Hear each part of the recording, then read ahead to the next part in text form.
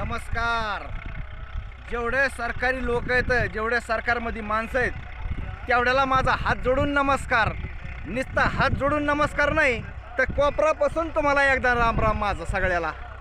हे जे आम्ही आता तुम्हाला जे दिसतंय ह्या रानामध्ये आम्ही नांगर फिरविला आहे. हे रान होतं कांद्याचं. ह्याच्यामध्ये अगोदर आम्ही नांगरट करून सगळा कांदा खाली बुडाला लावला आहे आणि आता रुटर चालू आहे. ते बघा तुम्ही, कांद्याच्या रानामध्ये रुटर हाणायलो. शेतकरी ज्यावेळेस शेतीची मेहनत करतो, आम्ही ही जे नांगरट हे करतो ना, त्यावेळेस आम्ही आनंदी असतो. तर म्हणून आम्ही ही शेतीची पुढचं उत्पन्न घेण्यासाठी आम्ही मेहनत करतो. आणि ह्या सरकारने आमची इतकी राख लावली. ते तुम्ही बघा, हे बघा, हे कांदे आम्ही माजलोच नाहीत.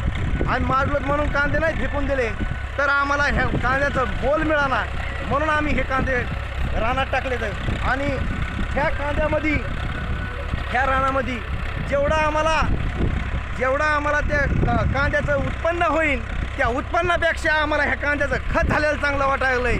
इतकी आमची अवस्था बेकार करून ठेवली ह्या सरकारने.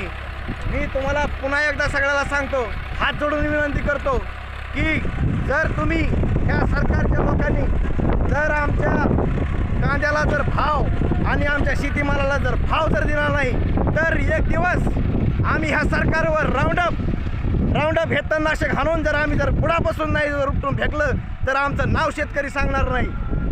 त्यामुळं सगळ्याला हात जोडून विनंती आहे की शेतीमालाला हे भाव दिलाच पाहिजे आणि शेतकरी हे जगलाच पाहिजे, तरच काहीतरी उपयोग होणार आहे. आणि आम्ही ही जी शेती करतो ना, ह्यामध्ये तुम्ही बघा पुन्हा एकदा बघा, तुम्हाला दाखवतो मी कांदे.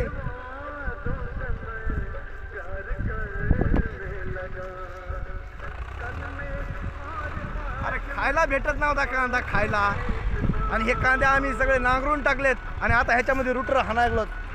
जरा तरी लाज वाटली पाहिजे ह्या सरकारला. हे कसे धोरण आहेत तुमचे? आम्ही ज्यावेळेस आमच्या घराचा विचार करतो, त्यावेळेस आम्ही आमचं घर प्रपंच जसा सांभाळतो, तसा तुम्ही सुद्धा सांभाळला पाहिजे. हे एक भारत हे आपलं एक तुमचं घर असल्यासारखं आहे आणि ह्या सगळ्या घराची तुम्हाला काळजी घेतलीच पाहिजे.